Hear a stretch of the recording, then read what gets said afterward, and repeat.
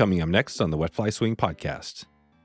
That was amazing. I mean, it was like almost life-changing. I know that sounds precious to say, but I told a lot of people that was the hardest thing I've ever written, just by sheer nature of how much work it took, one, to catch fish, and two, just that place and kind of how controversial it has become, I guess I'll say. That was Joseph Jackson taking us into the Yakutat, rainbows, pike, grayling, and steelhead, heading back into Alaska today on the swing. Welcome to the Wet Fly Swing Fly Fishing Show, where you discover tips, tricks, and tools from the leading names in fly fishing today. Hey, how you doing today? Thank you for stopping by the show. We've got a big week next week as we are heading into the Euro Nymphing School giveaway. Mark your calendars. We've got a big event next week, a chance to win a trip, a bunch of products, big pack for this big trip, including a killer Euro Nymphing rod. All good to go. Check it out next week. Today's episode is sponsored by Eastern Idaho's Yellowstone Teton Territory, Idaho's most renowned zone for fly fishing, from the Henry's Fork to the South Fork of the Snake and all the high alpine lakes and streams in between. Yellowstone Teton Territory provides anglers and other outdoor enthusiasts with all the information they need to plan their next big trip. You can visit wetflyswing.com/Teton right now to get the full list of outfitters, lodges, fly shops, and all kinds of inspiration to get you started on your next trip to Eastern Idaho.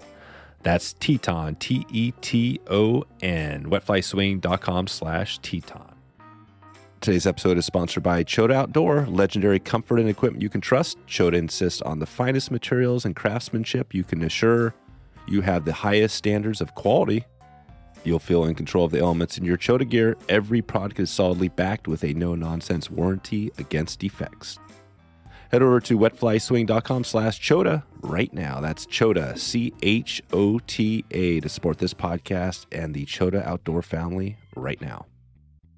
Joe Jackson is on the podcast to take us into the last frontier and focus on Alaska by car. We hear about some of the less known places you can add to your itinerary if you're heading up to the 49th state. We dig into the species list and best times and places to hit while on your road trip, and we find out how he's going to accomplish his goal as a professional writer. He's got some good stuff going here, a book we talk about today, and a bunch of tips on hitting Alaska if you're heading up by car. All right, let's jump into the Parks Highway and dig back into the road system that is Alaska. Here we go. Joe Jackson from josephjacksonwriter.com. How's it going, Joe? Doing well, Dave. Thanks for having me on. Yeah, thanks for coming here. We just wanted to clarify, we've had another Joe Jackson on the podcast in the past. You're the second here. We talked poppers with Sergeant Bassfisher, so just for clarification, you don't tie poppers, right? Or do you? I occasionally will, but mine are nowhere near as good as the other Mr. Jacksons. Yeah, right. No, it's pretty funny because I have a common name as well, so there's a bazillion, you know what I mean, Dave Stewart's out there as well, so it's it's good. Do you know, where you're coming from? Remind me again before we jump into this, where are you at now, and where have you been living, the last few years? Yeah, of course. So I grew up in southeastern Wyoming, and then I came up to Fairbanks, Alaska for college, and then spent a few years up there. And then my wife and I just recently moved down here to Anchorage, Alaska. So that's where I'm at currently. Oh, gotcha. Yeah. So you're out there, and another one of those stories you hear, people that kind of head up to Alaska and they just stick around and don't ever come back down to the lower 48. What's kept you there? What was the biggest thing that's kept you there? Yeah, that's a great question, and it's funny because my wife, most of her family is from Minnesota. She came to Alaska when she was 6 months old. Her parents fell in love with it, so this is all she really knows. But she definitely has more of her family base down there. And then, of course, mine is Wyoming, Colorado. So it's almost like we've always been looking for a reason to go back down there, to be closer to family, but for whatever reason, we just can't leave Alaska. I think I don't know, a lot of it's the freedom of being up here because, we'll take visits down to back home, I guess, Wyoming, Minnesota, that sort of thing. And it's like, you can't just it's some places you can, but you can't just go hike in the mountains to your heart's content. You can't just follow streams to your heart's content, whereas in Alaska, I feel like it feels a lot more free to us, I guess. So that has kept us here.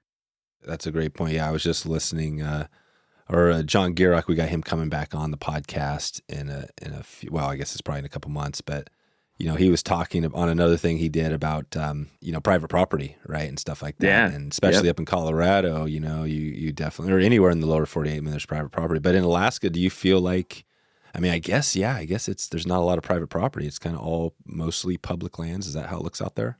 It is. Yeah. It's interesting because, for one thing, we have the navigable stream law. So if you get in the water, and as long as you're below the high water mark, you can basically hike up and down river as far as you want to.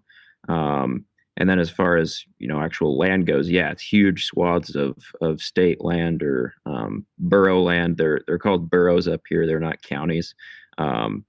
What can make that tricky though is if a place is not part of a borough, then their private land listings aren't posted. So it could be private land and you would have no idea. So you just have to be a little more cognizant of that, I guess.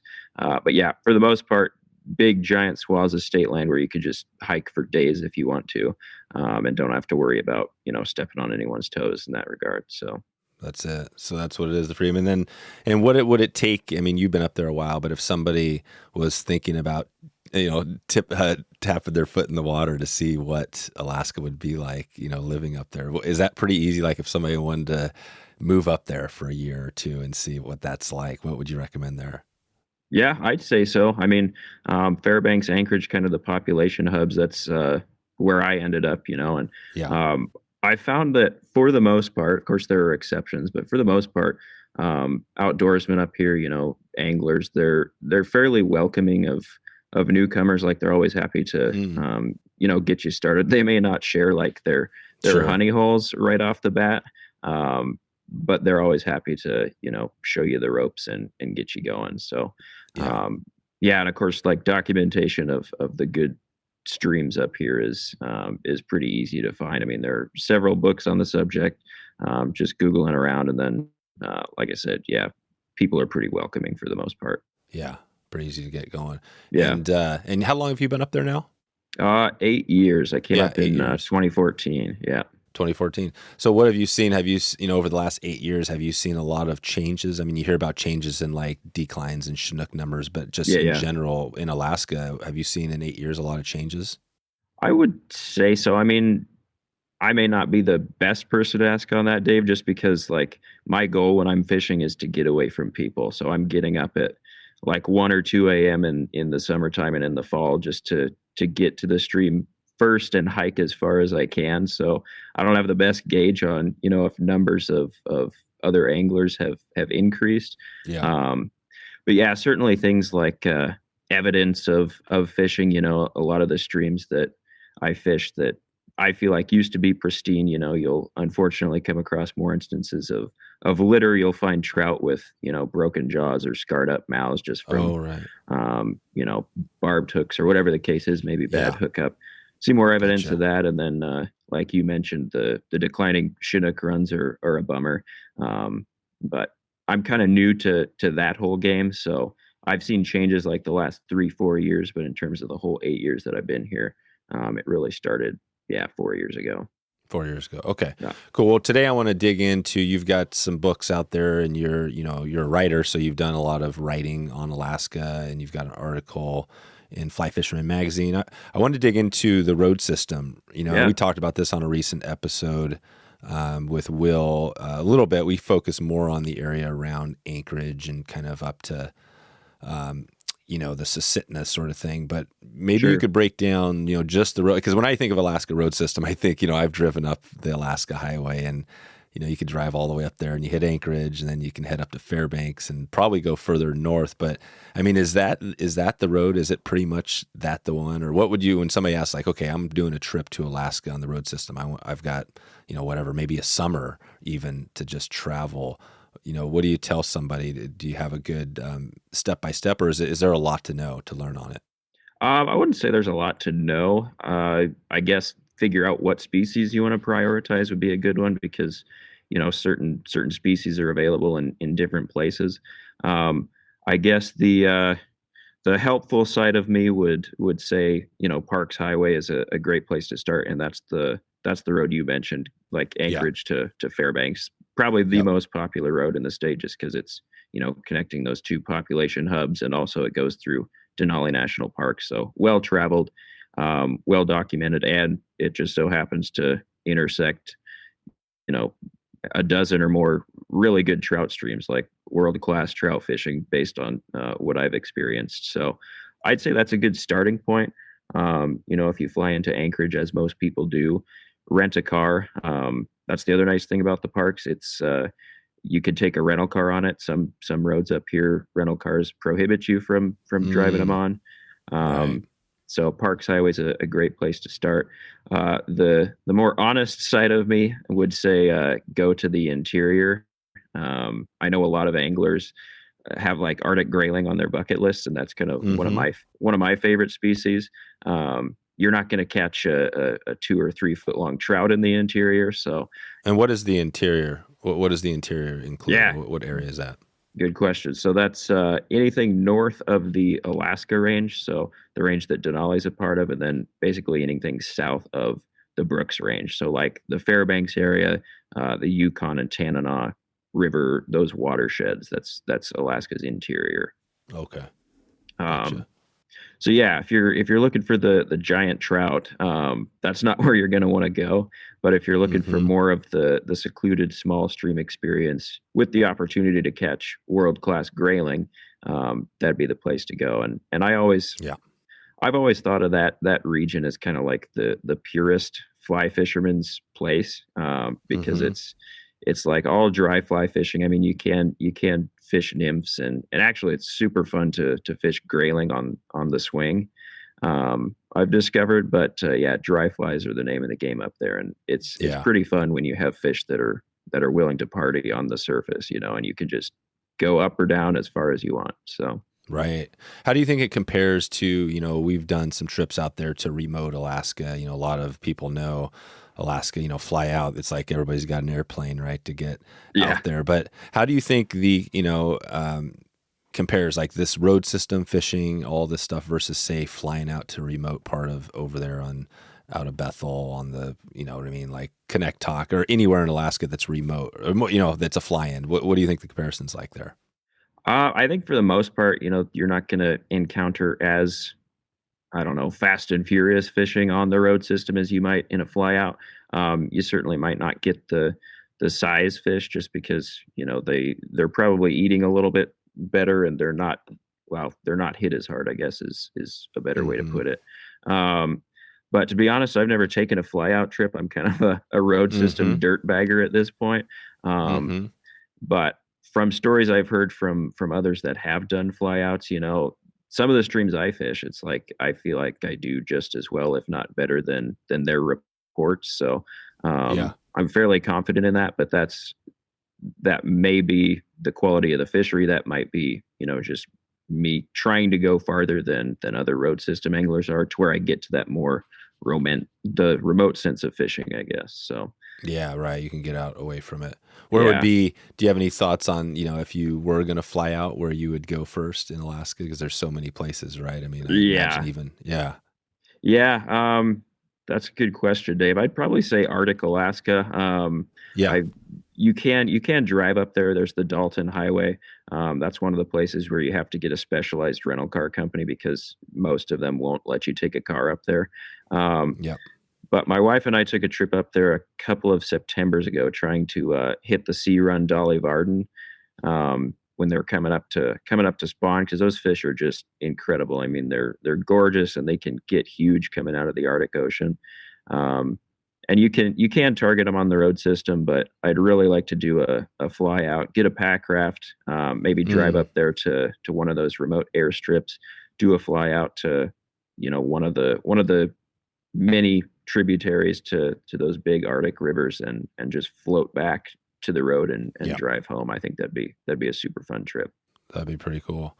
What does the species list look like? You mentioned Arctic grayling, on the road system. Is it pretty much everything? You can catch everything? What's that look like? I'd say, yeah, you can catch just about anything. I mean, you got all 5 species of Pacific salmon, at various points along the road system. You've got pretty good steelhead fishing down on like the Sterling Highway. Um, Rainbow trout, of course, the Hmm. Alaska rainbows, Arctic grayling, pike. You can get pike on the road system. It might take a little bit of hiking, but you can get into Hmm. some good pike fishing. Dolly Varden, of course, some Arctic char. But yeah, I feel like any species, Alaskan species you want to, if you try hard enough, you can locate some on the road system. So You can find them. yeah, Nice. Well, let's just think of somebody who's trying to plan a trip, right? And maybe they're even driving up. Maybe they're down in Canada or on the West Coast and they're just going to drive up. yeah. What would you recommend as far as timing? Because there's probably, I don't know, busy times maybe, but when would be a really good time if you want to kind of hit some fish and travel and have a good experience? Yeah. I'd say, think about what species again you want to prioritize because that's going to influence, Yeah. when you Let, should let's come up. say let's say if it was, let's throw a few like Arctic grayling. Okay. Maybe throw some rainbows. I'm not sure if there's some mousing in there. Let's just say that you want to hit some rainbows with some mice, some Arctic grayling, and maybe even Chinook. But that would be like your third one, like maybe for at the end of the trip. Okay. Yeah. So all signs point to June at that point. I would say. So yeah, like say like third week of June you're coming up. Um, Yeah, I mean, grayling, the nice thing about them is they're basically available all summer long. They overwinter in the larger rivers, and then they'll trickle up into their headwater streams during the summertime. So by that time in June, they're gonna be in the small streams where they're gonna spend the summer. So Okay. you could Okay. pick those up, and I mean, dry flies, nymphs, they're eating pretty heavily at that point. Um, you might be able to catch. Speaking of trout, of course you can through mouse patterns, and that's a super fun way to fish trout up here, just because they're hungry, they're voracious, um, and then also there you might catch the tail end of the smolt run, which is when the out migrating salmon smolt, the little 1 to 2 year old fingerlings, they're swimming back, headed toward the ocean eventually. Yep. Typically, that happens like late May, early June on the road system. But like I said, you might be able to catch the tail end of that, or at least fool a couple of Yeah. nice trout into some smolt patterns. Right. Right. Right. Um, That's cool. yeah. So then, in that case, again, like Parks Highway is going to be your place to go for the trout. And assuming you're coming up from the Alaska Highway, that actually would make for a pretty nice and easy trip because you could hit the interior on your way down because the Alaska Highway would take you straight into Delta Junction, and then you could take the Richardson down, fish grayling on the way down to Anchorage, and then pop up the Parks Highway and fish trout. Mm-hmm. Okay. And then getting into Kings, kind of our last criteria here. Yeah, Kenai Peninsula is kind of where it's at for Kings at that point. You can catch Kings on the Parks Highway, but those fisheries have closed down. Unfortunately, Oh, in recent years, they've Alaska Department of Fish and Game has issued emergency closures just because the runs have been so low. But then Kenai Peninsula, I mean, they do the same thing. They'll close runs occasionally, but um, there are a few rivers down there that tend to stay open a little bit longer. They have bigger runs, I think, on average, so they tend to stay open a little longer. gotcha. Okay. So, and let's just take Chinook out of the equation and just say you want to experience the highway in Alaska or the road system, um, and catch fish wherever you end up. What would be the best time if you're not really thinking specifically for a species? If you can swing the shoulder season, I'd say like late August, early September. Mm, Um, for a few reasons. I mean, one, the fish know that winter's coming and it's time to start putting the boogie on for eating. And then also salmon have been dropping eggs, at least like the kings and the sockeyes. They've been dropping eggs for a while. You've got pinks and chums coming in if it's a pink year, which is every other year, so even numbered years. mm, We just had a pink year this summer, and it'll be kind of a lower year this coming summer. hmm. But um, basically everything's dropping eggs. I mean, there's decaying salmon carcasses in the river, so fish are fat and happy. They're willing to eat. So that's always fun, and of course, like beads are the main game at that time, like egg imitations, flesh flies, but you can also still catch a lot of really nice fish. Sometimes the biggest fish in a hole will move better for a swung streamer than they will for an egg, just Yep. because on the road system, they've seen a million egg patterns, Right. and Right.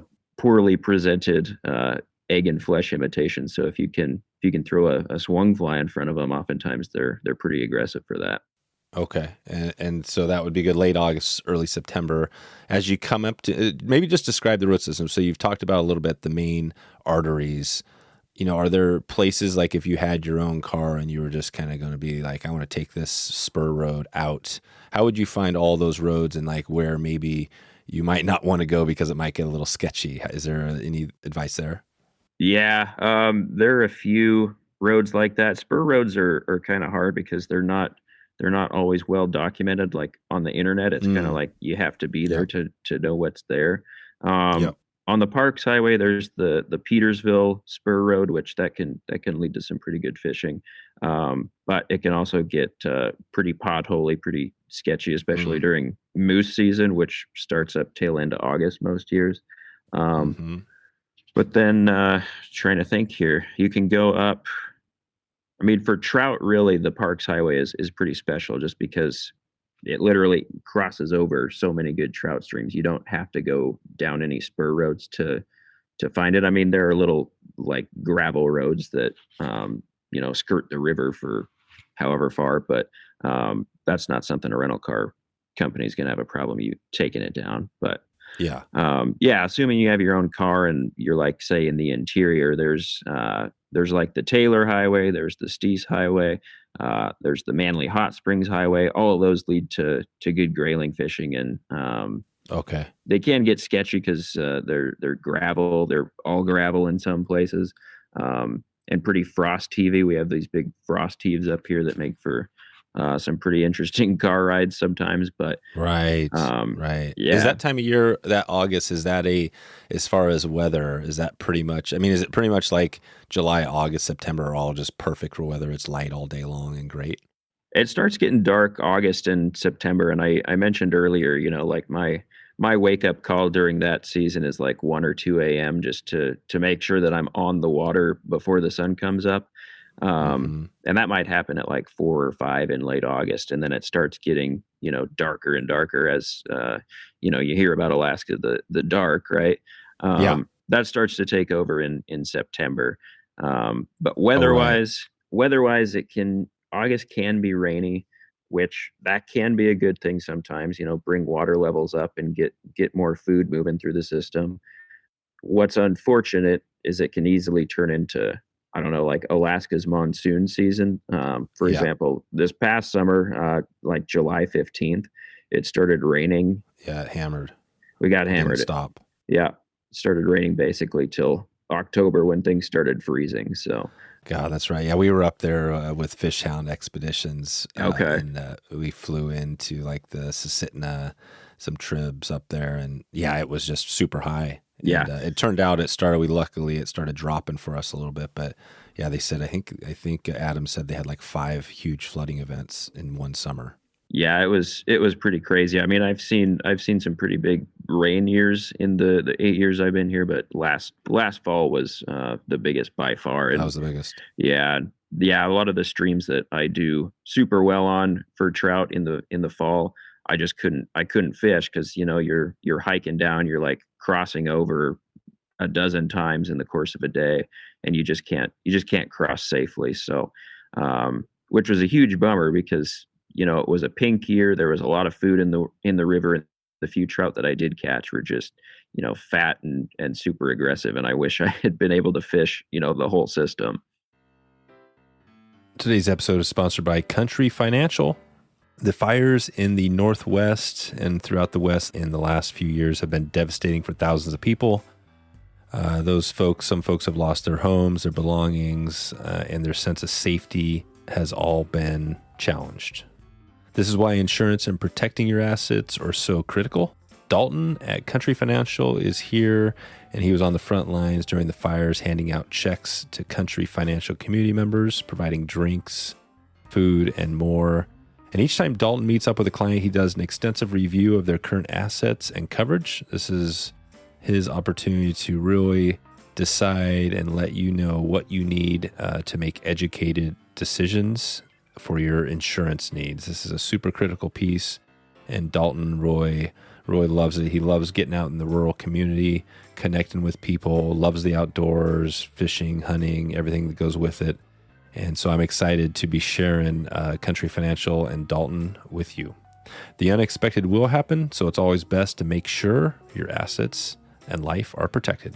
You can head over to wetflyswing.com/country right now to get started. That's COUNTRY. Check out Dalton and support this podcast and a great local company right now. Well, I'm looking at a map here that's on, I guess this is like alaskateacher.org. It's got like the road system and numbered letters for each one. And I was just going to look at a few of these here. I mean, you got the main one from Fairbanks up north is the Dalton Highway you mentioned. Yeah. You got out of Fairbanks there, let's see, the Steese Highway? Steese Highway, yep. Goes out to Circle. Is that something, what's that like? You're kind of up north there. Is that a pretty cool area? Yeah, I mean, personally, I think it's pretty cool. It gets pretty busy with caribou hunters in August and September, because that's one of the, I mean, you got the big city of, well, relatively speaking, the big city of Fairbanks, and 50,000 people would love to go out and shoot a caribou within 50 miles of their front door. So, oh, right. So everybody's out there. Everybody's going for it. Everybody's going for it. Of course, grayling would be the name of the game if you were going on the Steese. Okay. Which, that said, you can easily get away from caribou hunters, because I mean they're not following the creeks the same way you would be. So, it'd be different. Yeah, and for upland hunters too. I mean, that's something I've gotten more into. The Steese Highway can be awesome for ptarmigan hunting, but ptarmigan, there you're fighting caribou hunters for camping spots or whatever the case is. So, pretty neat road though. Yeah. What about on Fairbanks, if you head like out towards Canada? This is on I guess that's towards Haines Junction. I guess that is the Alaska Highway. That's how you come in. Yeah, for sure. There are a lot of good grayling streams there. You can take a little strategizing, but you can take boats like across the Tanana River and do hike-ins for some pretty epic pike fly fishing. In around like the Delta area, but then right around Delta is some of the best grayling fishing, I think, in the state. I mean, there's the Delta Clearwater River, which that's such an amazing fishery.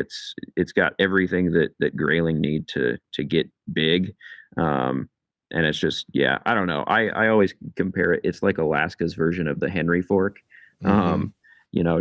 Just dry fly fishing, reliable hatches. It's a pretty cool place. Nice. Okay. So, and I'm just trying to get a feel for, I mean, it seems like, you got the main roads, and there's a lot of the side stuff, you'd have to kind of do a little more research on it. For sure. And maybe even timing, if you wanted to hit more of that, summertime, longer days, probably July. What's July look like in Alaska if you're do the road system? Yeah, July's pretty great. I mean, typically you could have a shot at all 5 Pacific salmon species if you want to, depending on where you are. And weather-wise, I'd say July is probably the most reliable. In fact, when my parents come up to visit, I always suggest July or early August, just because weather's most reliable. Miss the rain. To miss the rain. Of course, this past summer was the exception to that rule. The other thing about July to consider, though, is it's also typically the busiest time. So if you're interested in getting away from people, it can be done, but just be aware that, as many people as are going to come to Alaska to fish are probably going to do it in July or thereabouts. Right. That's July. Yeah. And then June, you could get a little fewer people if you hit June, but then what's the problem with June versus July? Yeah, problem with June is, depending on snowfall, the winter before, you can still be experiencing some pretty heavy rivers, heavy murky rivers, just from snow melt and ice thawing up in the mountains from headwater streams. That's always the danger. That can happen. That can happen last week of May. It can happen like middle of May, but it can also happen third week of June too. It all just depends on snowpack and what the winter was like and what the spring's like too. If temperatures stay low and stuff doesn't thaw for a while, then you're kind of out of luck. Gotcha. So basically you have, you got July, which is the peak. You got August, which could be great, but it could also rain on you. Yeah. And then you got September, which could be great too, and likely good weather, but then it's getting a little darker out. But yeah, I see why September could be the one. And then you get into like October. And I mean, at what point do you get where you don't want to be driving up and around Alaska too much? Yeah, I'd say probably mid-October is pretty safe. I mean, that said, there are always exceptions, right? Like, I think it was a couple of years ago. It wasn't until the second week in November that we had a good snowfall that stuck, in which case you could fish. But the other thing too, like trout, I'll use them as an example here. I mean, grayling too, but they know when to head back to the main river, they're coming up into their little streams for the summer to feed, but then they're dropping back down. So usually past mid-October, it's harder to catch them because they're using the Susitna for an example. They're back in the Susitna, and that's a big, fairly murky river. Yeah. I have heard of guys that have timed it, exactly right, like third week of October, and they're fishing the Susitna when it's cleared up, like ice is locking up high, and the river is cleared for a few days before it freezes. Yeah. Wow. But that's a pretty specific situation that someone traveling up here, it'd be next to impossible to time that correctly, Yeah. That'd be tough. Overall, like, mid-October is probably probably the best. The end of it. Yeah. What are some of and I want to get into some of your books too and some of the articles you've written here in a sec, but what are some of the other sites? You've got Denali, which is cool. I mean, if somebody was coming up doing like the family trip, definitely wanted to do lots of fishing, but also wanted to just experience Alaska. What would you tell somebody? What would they think about, kind of researching? Yeah, no, that's a good question. And one that I'm getting better at answering. In the past, it was always like fishing for me. If it didn't involve fishing, I wasn't interested. So like the sites off to the side, the tourist things to do, I didn't really experience, but I'm getting better about that. So I would say like the Delta Junction area is just beautiful to be in. And in fact, that stretch of road from Delta down to like Paxson, this is the Richardson Highway, that goes through the Alaska Range. That's got to be one of the prettiest drives in the world as far as I'm concerned. And there are a lot of pretty neat hiking trails along that route. In fact, one of them you can hike like right up to a glacier. I believe it's the Kastner Glacier Trail.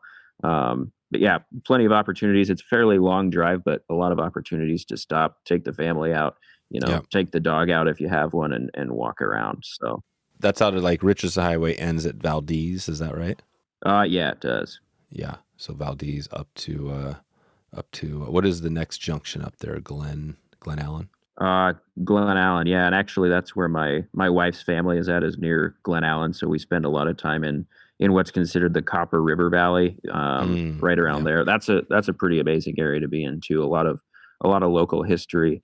There's the town of McCarthy, which that might be another spur road that rental car companies don't like you going on. But how do those rental companies? How do they know what roads you're on? That's a good question. I think a lot of them have trackers in them. Oh, they have trackers in them, right? They got smart. I think so. Yeah, because they have. Right. Yeah, my wife's aunt and uncle and their family came up a few years ago, and they didn't know that you couldn't take a rental car on the Denali Highway, and they did, and I believe they got charged for it fairly significantly. But yeah, there are rental companies that do let you, it's like 4x4 rentals. I think Alaska 4x4 and Alaska Overlander are a few companies that they don't mind you taking their vehicles out just because they're equipped for that. Yep. but yeah, and then as far as other attractions go, I mentioned like McCarthy and the Kennecott Copper Mine. That's pretty cool. Valdez is pretty fun to visit. I mean, if you want to take a break from the fly fishing and do some halibut fishing, some saltwater stuff, that's a great place to do it. And then also the Kenai Peninsula, if you're headed down that way, which it's pretty close to Anchorage. So if you're flying into Anchorage, for example, that's a super easy trip to take is down to the Kenai. Yeah. I mean, not only is the Kenai River world famous as far as fishing goes, right? But there are a lot of hiking trails that take you like straight up into the mountains within the Chugach National Forest down there. So that's pretty awesome. And then of course you've got Seward and Homer. Yeah, both coastal towns that are pretty awesome to experience too. Good stuff. And you got the national park, the fjords, right? Fjords or whatever it is down there, Kenai Fjords. Yeah. Take a boat trip, see some whales. It's pretty awesome. Yeah, that would be cool. And what is I'm guessing camping, there's lots of that. Is it pretty much you can kind of camp? How does that look? Could you just pull off and find a cool spot and camp, wherever there's, you know what I mean? Like, or is it kind of designated stuff? Yeah, you can. I mean, there are definitely designated, like manicured bells and whistles campgrounds that you can stay in. But yeah, you can pull off the side of the road and camp if you want to. I mean, make sure it's a safe area and you're not like on private property, right? But that's another thing that going back to your question about why I've stayed up here, and I mentioned the freedom thing, like just being able to camp wherever is pretty freeing.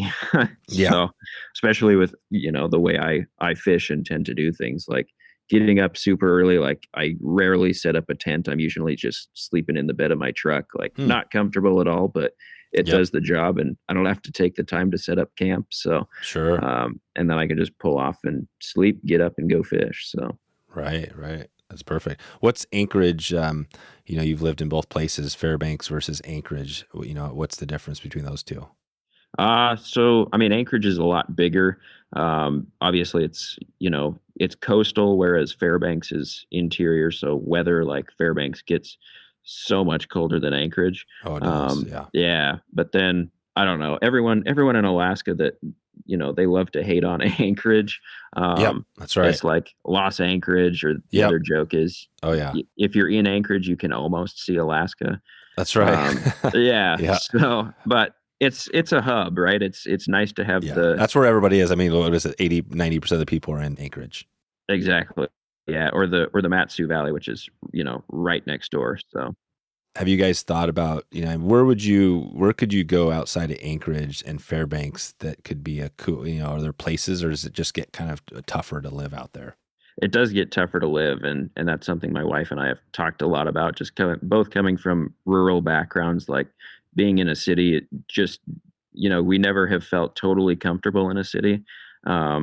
And so we've talked about, where would we move? And I've always mentioned like Delta Junction, like that'd be a cool place. It's got, a pretty nice community feel. And it's also, the biggest farming area in Alaska. So there's that type of community.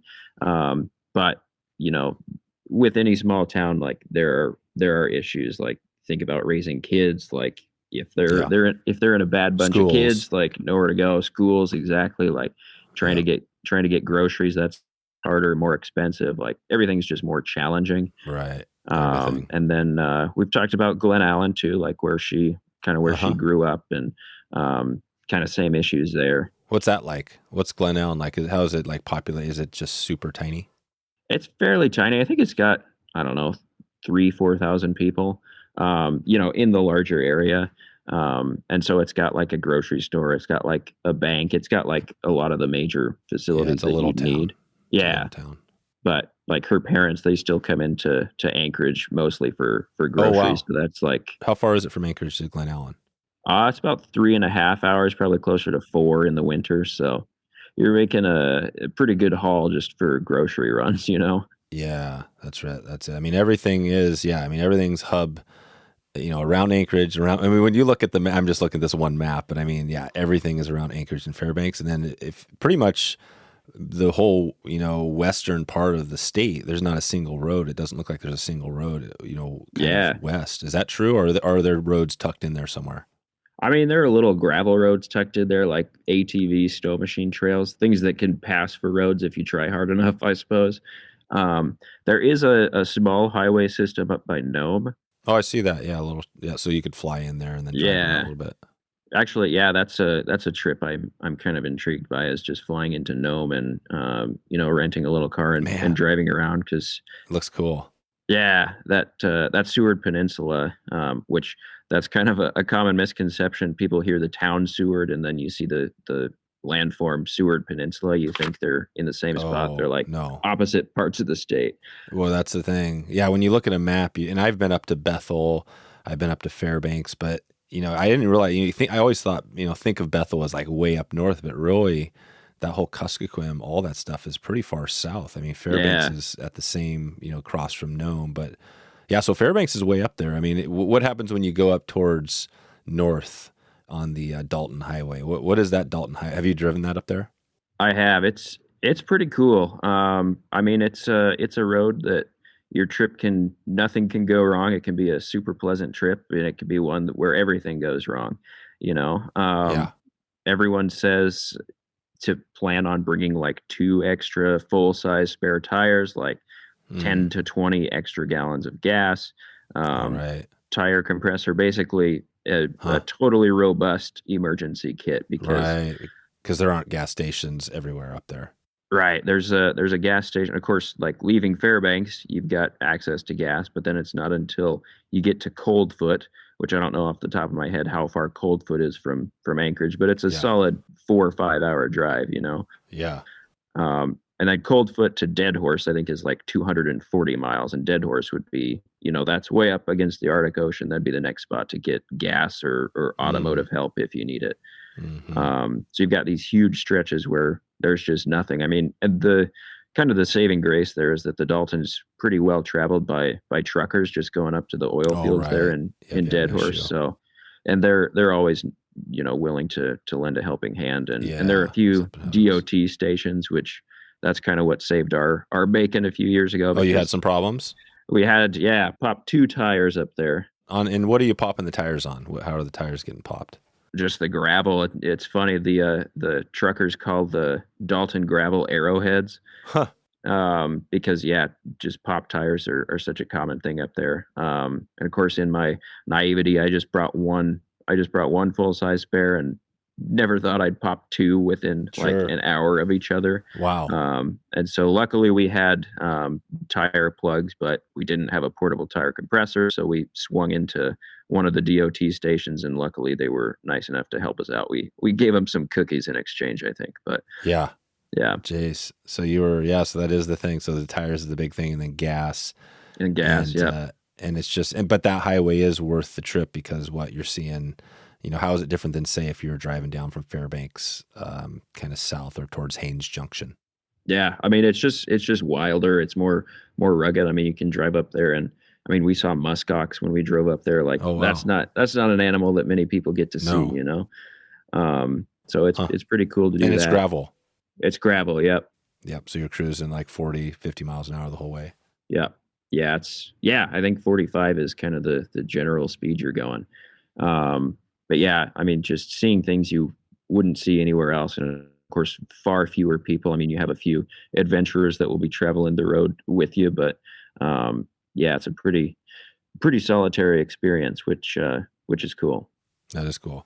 Well, let's hear about let's hear about some of your books. Give us a rundown on what you've written, and also on I want to talk about that fly fisherman. Any articles that maybe we can highlight, put a link to, that would share more insight onto this road system. Sure. So I mentioned I just kind of finished up writing one for Fly Fisherman magazine. Of course, I've learned to never bank on an article showing up until it's like published and in my hand, because I know in the publishing industry, magazines, books, whatever, like things change, things happen. So, I mean, they happen slowly, but they can also happen quickly. So, fingers crossed that one actually shows up. But that was all about the road system. So kind of everything we just discussed, in written form is basically what that one is. And then my book, my first book just came out on Tuesday, actually. It's called It's Only Fishing. And it was about my my 2020 season, of course, the pandemic year, and being a road system angler, that's basically a memoir of a year in the life of a road system angler up here. So Oh, perfect. that provides some information. It's mostly, some insights, hopefully some experiences in fly fishing that others can relate to. And So that'd be a good one to, if you're traveling up there, that'd be a good one to throw in the glove box to read on your way up. yeah, I mean, if anything, it might inspire you to, see what's around the next bend, or hike that extra mile. Just, see what's out there. That's kind of the tack I tried to take with it. I told myself at the beginning of the season I was going to write an essay for every fishing trip I took, whether it was successful or not. And so the book is sort of a combination of all of them. A lot of them got edited out just because they didn't turn out very well, but the rest I'm pretty happy with. So I hope people buy it and enjoy it. How many out of that book, how many essays did you have total, and then how many made it into the book? I think I wrote something like 20, and then 16 of them made it into the book. So yeah, so just 4 got cut out of there. So these are your travels through 2020, basically starting in May and through into October. Yeah, exactly. So then it's also kind of a seasonal study, I guess, of Alaska. What you can expect in different seasons. Like May is ice out fishing, which can be hit or miss, and then we kind of finish out with October, which can also be hit or miss. In fact, I think the last chapter, it's about duck hunting more than it is fishing, because the fish weren't around. So I ended up hunting ducks instead. Nice. There you go. Well, we'll touch on the duck hunting. What was in that 2020 in the book? Was there an event or a crazy thing that happened to you during that whole thing? What was the weirdest, craziest thing that you remember? Was it pretty straightforward?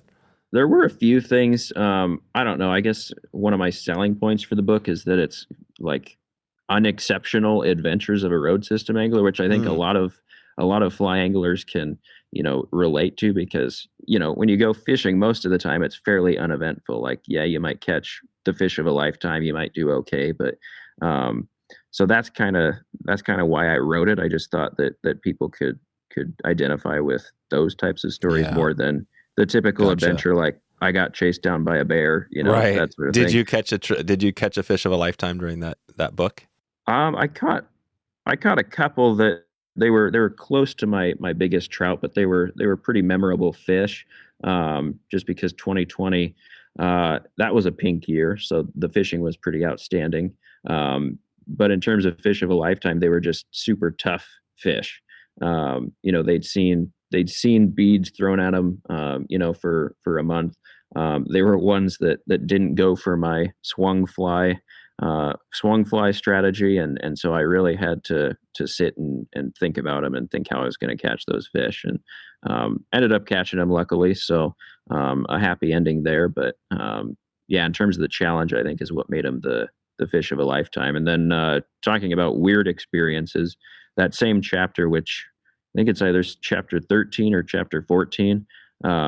It's called Pops. It's about my grandpa. But anyway, that same trip, I came across 4 grizzly bears at once in the creek I was fishing. And luckily it wasn't, they were like 20 feet from me or something. I came around the bend.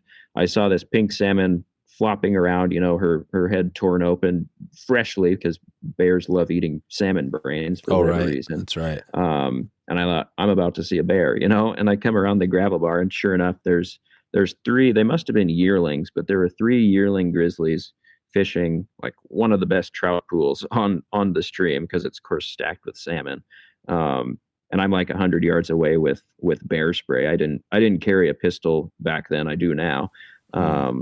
But I yelled at them, and luckily these bears, this was like Northern Parks Highway area. So they're still fairly wild bears. They're not accustomed to, people and the whole fishing game like they are maybe down on like the Russian or the Kenai River. Right. And so I shouted at them. It got their attention. They started moving off. But then it must have been the mom that had adopted either 1 or 2 of the cubs. I'm not sure, but she came out and she was, full size grizzly bear. She's what you think of when you think of grizzly bear.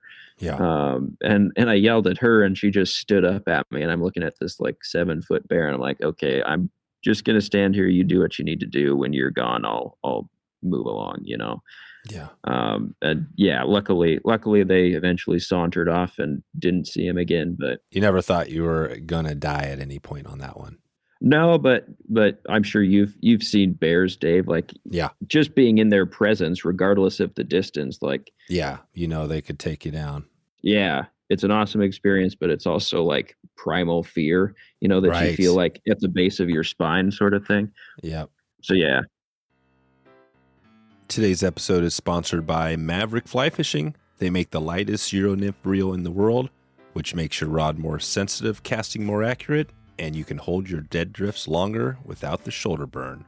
This reel is so unique you may not even recognize it as a fly reel. I had a chance to fish the stinger reel with Jeff on his home river on the Truckee. The biggest thing that I remember is the weight. The weight really stuck out because you can't even barely tell there's a reel. It's essentially kind of like you're holding a rod all day long. I mean, it's that light, and when you're Euro nymphing, that is a key. And the other big thing I remember from that day was catching a fish on my first cast. Pretty cool to be down in that part of the country and have some great success with Jeff. Mavrk keeps things simple by offering a Euro nymph product line with essentials you'll need from rod, reel, fly line, and leader system. Euro nymphing doesn't have to be complicated, so let Mavrk Fly Fishing get you started right now. You can learn more by checking out Mavrk's YouTube channel for some tips and tutorials. And you can also head over right now to wetflyswing.com/Mavrk to check out the good stuff they have going. That's Mavrk, Mavrk, wetflyswing.com/Mavrk to support this podcast and take a look at one of the most unique and efficient Euro nymphing setups on the market. Okay, back to the show. Okay, and what about on your, so your writing? So you've written this book, you've written some other stuff on that Fly Fisherman article. Maybe describe that a little bit. Was that, does that take what we talked about today on the road system a little further, or is it kind of what we talked about? It does, yeah. So it goes over basically all the roads we talked about, the species, the timing, but then it gets into flies and what you can expect as far as tactics go, and then just kind of general considerations. With my writing, I always try and take more of a why to approach instead of how to. I mean, not only is that kind of where fly fishing literature is going in general, which I really like. Magazines like Strung and Gray's Sporting Journal and Fly Fish Journal and the Drake. It's more like the culture of the sport instead of just how to do it. Yeah. And so even in more how-to magazines, I try and make it more why to and how to appreciate where you're fishing and the fish you're catching. So it's not like tie on this length of 3x tippet, tie it to this size fly. It's not quite that detailed in terms of how to, but I feel like I definitely give some guidelines on where to start. So where to start? What is on your writing? Who I mentioned John Gierach, who obviously has written some good stuff. Who were some of your influencers in the writing space? Yeah, definitely John Gierach. In fact, one of his famous, or one of my favorite quotes of his, graces the front of my book, and I was very honored when he agreed to let me do that. And that one is, you could say the same thing about fishing that they say about baseball, that it takes an adult to play the game well, but it takes a kid to think it's important. That's right. That's a great one. That is a great one. Yeah. So yeah, John Gierach definitely. I feel like I emulated his style probably mostly in my writing, just because I love his, conversational style. I mean, it feels like he's just telling you a fishing story over a beer or a campfire or something. Yeah. But I also definitely like Thomas McGuane, Ted Leeson, Harry Middleton, those famous fly fishing writers. So, and kind of the deeper conversations that they get into, using fishing as sort of the lens through which to view those deeper things. Right. Yeah. It's not the fishing; it's the stories within. Exactly. Yeah. Getting to the fishing or all that, and that's kind of what you do in your book. You've got the fishing there, which is, you're picking up the book maybe for that, but you go into other stuff. What is the most random in that book? The most random topic or story you went into that's not even related to fishing? That's a good question. Probably, I don't know, just my experience in becoming a teacher is kind of apparent in the book. because at the time, I mean, not only was everyone thrown into the whirlwind of COVID-19 during the summer of 2020, but it was also a pretty strange year for me because I gave up a salaried job producing videos for the university so I could start my teaching internship to be a high school teacher. Um, and so I was between jobs. I mean, and teaching internships, they're not paid up here, so that was a pretty big consideration. You could just say I had a lot on my mind during that summer. And so some of the conversations are just kind of that angst of young adulthood, and am I going to be able to pay for this tire I just popped? And like, right, yeah, if 60% of my monthly budget's going to gas just to get around and fish and write about it, like, is this really the most responsible choice I could be making? But right. ultimately, I found like 2020 was really just the perfect excuse to go fishing a lot, and this book came out of it, so I think that gas money was worth it. That was good. What was for Gierach? I'm going to have him mention he's coming back on. Do you have a question you would ask him if you had him in front of you and you were talking to him? Ooh, that's a good one. You put me on the spot, Dave. Yeah. Well, think about it. If you don't have one right away, we'll bring you back at the 2-minute drill at the end. We'll circle back around on that if you come up with something. But I guess I do have one. Yeah, let's hear it. Yeah. So I guess what does he feel is his like crowning achievement as a writer? Is it like, writing a bestseller, or is it hearing from readers that what he wrote really resonated with him? Like, what does he see as true success in writing? Yeah, what is success? That is a good one. I'm trying to think. We had him on. God, it's been a few years now, and I remember we dug into some of that. I actually dug into a lot on the writing with him. Yeah. And I actually received some at the time. So people were like, hey, I wish you would dig more into the fishing. But I asked him about that. I said, hey, do you think of yourself more as a writer or as a fisherman first? Right. Yeah. And he thinks of himself as a writer. Yeah. Like, as much as he loves fishing, you know what I mean? Like, he is a writer first. And like, well, for you, I guess there you go. So right back at you. How do you see that question? Yeah, I definitely see myself as a writer, because I don't just write about fishing. I dabble in fiction. I'm still searching for that first published novel, but whether it's upland hunting, whether it's just traveling, sometimes it's just experiences in my life. Like, my default position, my factory setting is to write, I feel like, and reflect in that way. Mm-hmm. Right on. And yeah, I guess anything else you want to, share here as far as, some of the stuff you have going in your writing? It's kind of interesting to me because it sounds like that's something, a real focus for you. I mean, do you have another book that you're already thinking about, coming out with, or how's all that look? Yeah, definitely. I don't know, I'd say halfway done maybe with the next book. And then I've got a few fiction projects that I've finished that I'm just trying to, rework into something decent. But in terms of the next like outdoor book, I think it's going to be called Chasing the Dark, and it's going to be all about, getting up to beat the sunrise, and how that type of passion is inherent in a lot of outdoorsmen, and kind of what that means. Right. You mean chasing the dark. So basically like you're getting up at 1 a.m. sort of thing. Just, yep. Yeah. Chasing it.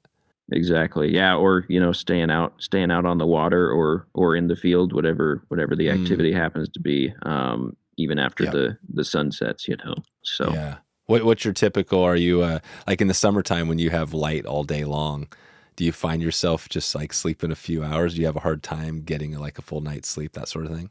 Yeah, I do. It's, because on the one hand, like a species like king salmon, for example, you're fishing late. So I typically don't start, swinging flies for kings until like 10 or 11 p.m. And then you're swinging through till like 3 or 4 in the morning, and then, taking a nap and just trying to like while away the afternoon and evening, maybe taking another nap until it's time to go fishing again. And then, getting up early for trout and grayling, for example, maybe later when it actually is dark. That's getting up at 2 or 3 to either drive where I'm going, or it's getting up at 3 or 4 just to get up and make sure I'm first on the stream, and also that I'm beating the sun to the water, Oh, right.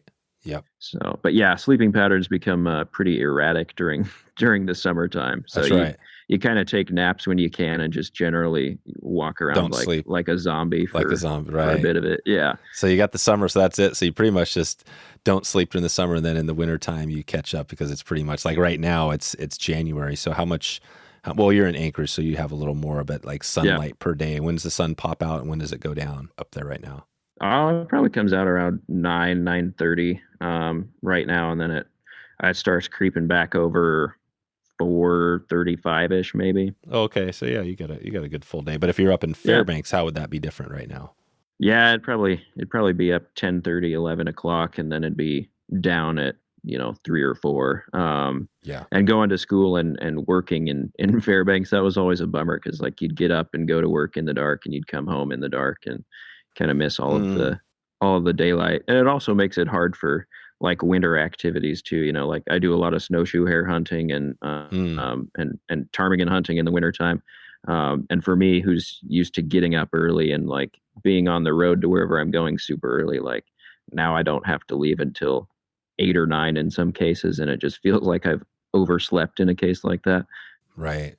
Do you see the writing that you're doing as, do you have like a goal to be, kind of like Gierach and a few of the other people out there where like you would be good if it was a full-time thing and you can go all in on that? Yeah, definitely. My goal is kind of to publish a book, if not every year, every other year, and just kind of keep my conversation evolving, I guess, so to speak. But yeah, I don't think I would do well just sitting down and writing for 8 hours a day, but I think I'd do well exploring different avenues. Maybe I want to write about fishing for this month. Maybe I want to focus more on bird hunting. Maybe I want to focus on travel another time. I guess gathering experiences would be the main part of it, and learning new things, and then tying that all together with writing. Yeah, exactly. Well, if you have some other articles out there, what you've written in a few other magazines. Well, first on this fly fisherman, is that out there now? Do you remember the title of that one? That one is not out. In fact, it might be a few months before it comes out, but yeah, it'll just be something along the lines of road system angling in Alaska. Yeah. I just recently had one published, I believe in the December edition of Fly Fisherman. It might be October, November. But that was actually about a trip I took down to Yakutat, Alaska, to fish for steelhead this past spring. Oh, right. Yeah, Yakutat. Yeah, that's world famous, of course, the Seatuck River down there. Yeah, how was that? That was amazing. I mean, it was like almost life-changing. I know that sounds precious to say, but it really was an incredibly revelatory experience for me. I told a lot of people that was the hardest thing I've ever written, just by sheer nature of how much work it took, one, to catch fish, and two, just that place and kind of how controversial it has become, I guess I'll say. Oh, really? Yeah. So first, why has it become controversial? And second, talk about how you get to Yakutat.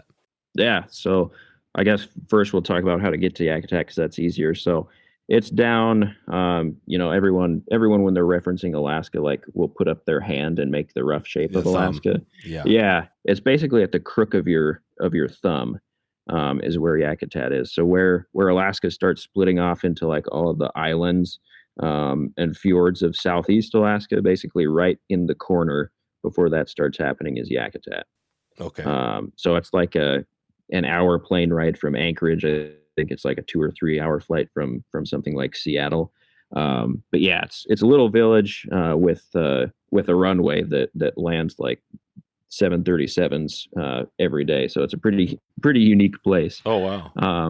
The controversial bit just comes.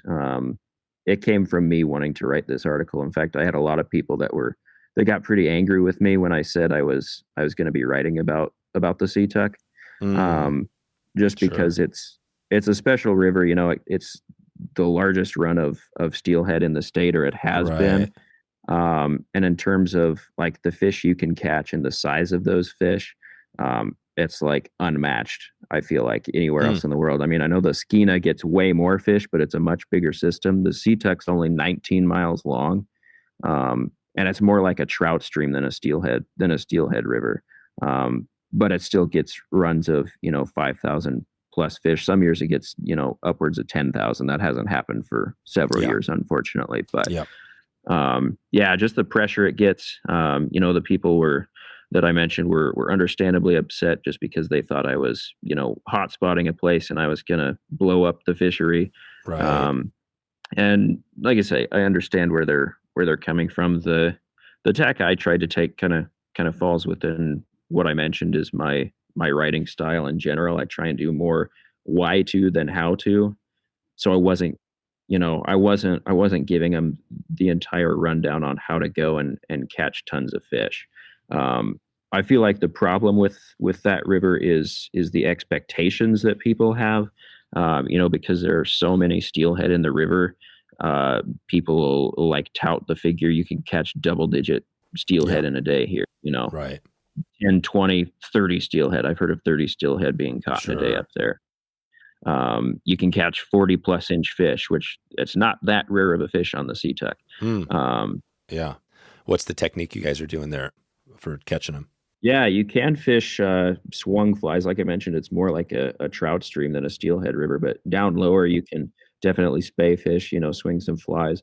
We were actually fishing like egg sucking leeches and steelhead nymphs higher up. Mm-hmm. And that seemed to be the tactic. But of course they're steelhead, right? So they're moody when they want to be.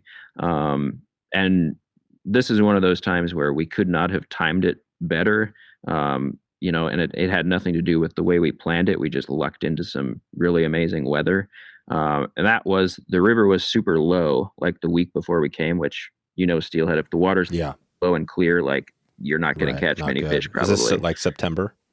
This is May actually. Oh, wow. May. Yeah. Okay. Yeah. You're on the other end. Okay. Yeah. So there is a fall run in like October, November actually, but the majority of the run comes in April, May. I mean, March in some years they're steelhead, so they can be. These are kind of the spring, winter fish. Yeah.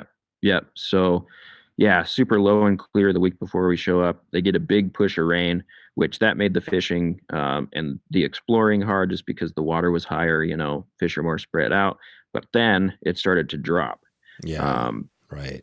And like I say, we could not have timed it more perfectly because there were more fish in. That big push of rain brought in more fish from the Pacific, and just the river was chock full of steelhead, and they were willing to indulge our presentations. So there you go. So you had some steelhead. Do you got a couple nice fish there? Oh yeah, my fish of a lifetime by far. The last day we were there was kind of a buzzer beater fish, 36-inch chrome hand that I managed to catch. That just, like I say, it's precious to call something a life-changing fish, but that was a life-changing fish. Yep, just because it was a steelhead and it was big, and is that pretty much it? Is like as far as the life change? Well, that and just the whole experience. It's, as I wrote in that article for Fly Fisherman, it's so much more than the fish. That was just the icing on the cake. But it's the river, it's the river otters and the mink that you can see in any given day. It's the varied thrushes singing in the canopy. It's the Tongass National Rainforest, like the biggest national forest in North America, and just these huge mossy trees. Like, just the environment is so incredible. And when I say life changing, I guess it's all of that together, but then it's also how it made me think about what I was going to write and then push out to the fly fishing world. Like I really thought back to, those people that said I was going to blow up the fishery and ruin it with my writing. And I made the article way more about, appreciating where you are, like actually striving more for a 1 fish day than a 10 fish day. Mm-hmm. And in fact, that's exactly how my day was. That was the one and only fish I caught. And cool. I was fine with that. Yeah. That's all you need. Yeah. That's the thing about fishing is that, sometimes you just need one, Exactly. That's probably a lot of these fisheries or, species that, you get one of those and that'll keep you going for a long time. You could probably call it good right after that. Exactly. Yeah. And like the size of the fish, 36-inch steelhead. It's a nice steelhead, but if it was a 30-inch steelhead, I think it would have been equally life-changing just because of the experience surrounding it, Right. So that was like, you had like a mid-teen, 16-pound fish or something like that. Yeah, she was beautiful. We'll say that. Yeah. Right on. Nice. Well, let's take it out of here. We've got this 2-minute drill we've been doing here just to kind of get me on track and take us out of here. So let's start this. Yeah. You ready to take it out of here? Yes, let's do it. This will be like this is my chance to do the rapid fire round, which I used to do, but I never would keep it very rapid. So we're gonna start the clock and go. Okay. So we mentioned, and some of these are going to be tough, so we might have to circle back around with you, but outdoor riding ethics, you kind of hinted on a little bit. What would you say if you had a one word or two to talk about that? Probably go straight with my writing philosophy, why to versus how to. Good. What's the, up there, are there any conservation issues or groups or anybody you would highlight from the work you've done?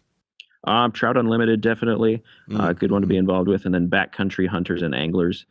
They do a lot of neat conservation stuff up here. That's, we talked earlier in the show about kings, and that's obviously a pretty predominant issue up here is diminishing king runs. But, and then of course, steelhead, down in Southeast, some of the diminishing steelhead runs there. That's big too. I feel like those things need to be addressed. And that's kind of why I proceeded with writing that CTUC article I mentioned, is because I feel like it needs to be highlighted, like the problem needs to be highlighted, and we need to adjust our expectations. So, yeah, good. If you're sitting around, we're doing the fireside chat after that 2020 trip. Yeah. I'm thinking it's October and you're doing a summary looking back. What's the story you're going to kind of refresh and tell if you have the microphone in front of you right now? You're like, okay, this is the one thing I remember from that year. Oh, probably I did a 12-mile hike through mosquito-infested swamp to get to the northernmost rainbow trout in in America, or in North America for that matter. Yeah. Northernmost. So you're up above Fairbanks. Actually, that was south of Fairbanks. So there are no native rainbow trout north of the Alaska range. So I've been told, that have been documented, and so the population I was going for was in the Gulkana River, which is basically the headwaters are right south of the Alaska range. Gotcha. And so I hiked in because that's a very famous river for rafting. In fact, anybody that's coming up here to fly fish the road system, that's a super amazing and fairly remote feeling raft trip, and you can access, put in and take out points from the road system. So, but yeah, that's my story. I hiked in because I didn't have a raft, and that hike involved some pretty hellish conditions. Yeah, gosh, sounds like okay. And what about, as far as the road system, we've talked about a little bit on it. Any other resources or, things you'd recommend for somebody if they're planning that trip, this summer heading up there? Yeah, good question. So this is one I forgot to mention earlier. Grab a copy of Gunnar Peterson's Highway Angler. You can find it on Amazon. Try and get the latest edition if you can. I don't know how many there are now, but that's like the Bible to have. It goes over every road that there is in the state. It tells you exactly which streams you can access, what's in them, like the general quality of the fishing, and then like what tactics are used. So it literally is a Bible for roadside fishing up here. Wow. Perfect. Okay. That's it. So that's a great link. You mentioned a quote from Gierach earlier. Do you have another quote you would recommend you want to highlight here that we could put in the show notes, or do you want to just remind us on that one you talked about earlier? Yeah, sure. I can. I mean, the other quote I have is about writing. I mean, it could apply to fishing too, I guess. But yeah, that one, the one from Gierach's, I don't know. I just think really, really poignant. And again, that one is, you could say the same thing about fishing that they say about baseball, that it takes a kid, or that it takes an adult to play the game well, but it takes a kid to think it's important. Yeah, that's it. That's the one. That is a good. Yeah. That's the quote that'll go out there. Okay. And what about? So we're taking our trip up, driving around Alaska, and we're putting in a tune. You're going to be putting in a tune in the, grabbing Spotify, grabbing your favorite tune. What is that? What is that tune, or what is the band, or what is the group? What would you add there? We could put in the show notes. Oh, probably Rock of Ages by Def Leppard. Okay. Yeah. Nice. Def Leppard. Yeah. I've tied various versions of a swinging fly I call the Def Leppard, and it's it's almost to the point where I'm totally happy with it. In fact, my first king salmon on the swing came on this def leopard fly that I tie. So that's one of my favorite bands, and yeah, pretty special fly for me now. And actually, I hooked my first spay king on this fly. Did not land that fish, but I at least hooked perfect. my first spay king on the def leopard. Oh, you did good. All right, def leopard's good, and nice. Well, as we look out, it's kind of January. Looking out over the next kind of 6 months, year. What's it look like for you? I mean, what are you doing right now through the winter? What's keeping you busy? Are you just kind of writing all the time? Trying to write as much as I can, get this next book published. And if I can put in a little plug for that, the SeaTech story that I shared about those steelhead, there's going to be a fairly extensive chapter all about that trip in my next book. So if anyone's at all interested, be looking for that. But yeah. And when will that book, just estimating, when would you say that book's going to be out? Oh, I mean, just going by the sometimes glacial pace of publishing, it might be late 2023. I doubt it. Probably more like 2024. Okay. Yeah. Perfect. We'll circle back around and add a link at a later point in the show notes. And right on, Joe. We'll we'll put at josephDjacksonwriter.com. Yes, sir. We'll send everybody out if they have questions, want to pick up your books. And just want to thank you for all your time today and shedding some light on the Alaska highway system. It's kind of daunting, I think, when you first think about Alaska, right? But for me, I just want to get back up there and do more, and even thought about like, hey, what would it be like to live up there? So appreciate you shedding some light on that today and for all your time.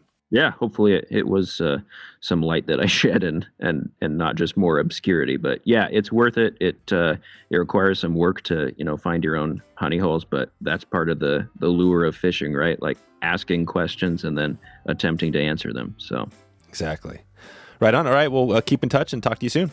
Okay, thanks a lot, Dave. I appreciate it. So there you go. Coming back down, made our trip up north to Alaska. We headed past Fairbanks, drove on that highway. We almost ran out of gas a couple of times, but as Joseph said, there's ways to prepare for the trip. We had our 2 spare tires, so we were good to go. Glad you're on this journey today. I hope you enjoyed the episode. And if you want to get all the show notes, wetflyswing.com/412, 412 will get you those links and some of the show notes. Quick listener shout out before we get out of here. Rick Kuhn. Rick reached out and said he has been loving the podcast and listening while he's tying flies behind the vise and on the road. And he mentioned that he'd love to have Josh from the Gates Asabo Lodge on the podcast. So we're going to do our best to get Josh on the podcast, and want to thank Rick for checking in and for the support. If you want to get a shout out on this podcast and want us to put together a podcast, you can connect with me anytime. On social, or send me an email, dave@wetflyswing.com. If you are listening right now and haven't connected with me, now's the time. I'd love to hear from you. I'd love to try to put together an episode or just say hi. Let me know where you're coming from. I always love to hear what part of the country, potentially world, you're coming from. If you're outside the United States, I would love to hear if you're in one of those countries that we know we have listeners, but we don't always hear from people. So give a shout out, dave@wetflyswing.com. All right, where are we going next? Let's take a look. I actually don't even have to take too much of a look because we know we are heading into the Euro nymphing school. So next week we have a big week. We've got our head man, Pete Erickson, coming on to dig into Euro nymphing. We're going to get in a bunch of tips and tricks next week, talk about this big event we have going, talk about some of the gear that we are giving away. We're also going to dig into some of the Henry's Fork. We're going to talk to the Henry's Fork Foundation, and we're also going to chat with Mavrk founder, the Mavrk founder who has some really interesting stuff going in the Euro nymphing game, specialized reel and rods for this amazing type of fishing that we're going to be going full in next week. It's Euro week, Euro nymphing week next week. Stay tuned. That's the big one. I'm going to leave it there, and I am going to and start to pack it up out of here. It's a good evening. I got a bunch of other things to do. We're going to be getting some more podcast content ready for this next week. So if you get a chance, check in on that Euro school. I would love to connect with you on that trip. That's going to be come up later in the year, and I'd love to connect with you online if we're not going to do the trip. So reach out, let me know. And I hope you are having a good evening, a good morning, or good afternoon, wherever in the world you are. And I hope to talk to you soon. Thanks for listening to the Wet Fly Swing Fly Fishing Show. For notes and links from this episode, visit wetflyswing.com.